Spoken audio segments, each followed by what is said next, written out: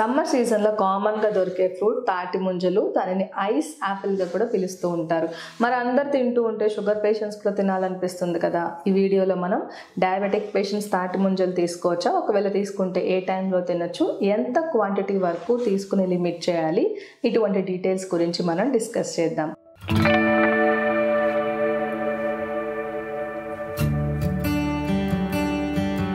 Hi, నేను doctor దీప్తికారెడ్డి ఇన్మెన్స్ clinics నుండి. తాటి ముంజల న్యూట్రిషన్కి వస్తే 100 గ్రామ్స్లో 80 గ్రామ్స్ వరకు వాటర్ ఉంటుందండి. ఒక 15 గ్రామ్స్ వరకు ఫైబర్ ఉంటుంది. కాబట్టి మనం డైజెస్టివ్ ప్రాబ్లమ్స్ రాకుండా ఉంటాయి. కాన్స్టిపేషన్ వంటి సమస్యలను కూడా నివారించుకోవచ్చు.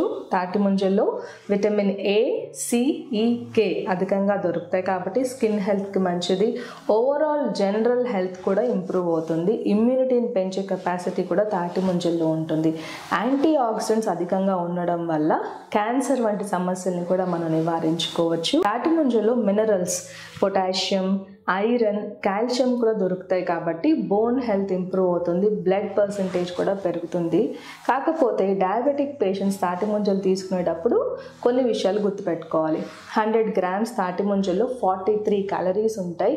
15 గ్రామ్స్ వరకు కార్బోహైడ్రేట్స్ ఉంటాయి. కాబట్టి ఎక్కువ క్వాంటిటీలో తీసుకుంటే, అది కూడా మేజర్ మీల్ అంటే బ్రేక్ఫాస్ట్ చేసిన వెంటనే, లంచ్ చేసిన వెంటనే తీసుకుంటే షుగర్ లెవెల్స్ పెరిగిపోయే అవకాశాలు ఉంటాయి. కాబట్టి 100 గ్రామ్స్ వరకు లిమిట్ చేయండి. అంటే 2-3 పీసెస్ వరకు తీసుకోవచ్చు. అది కూడా 11 o'clock స్నాక్గా కానీ ఈవినింగ్ 4 o'clock స్నాక్గా కానీ తీసుకుంటే షుగర్ లెవెల్స్ పెరగకుండా ఉంటాయి. తాటి ముంజల్లో ఉండే బెనిఫిట్స్ అన్నీ కూడా మీరు ఎంజాయ్ చేయొచ్చు.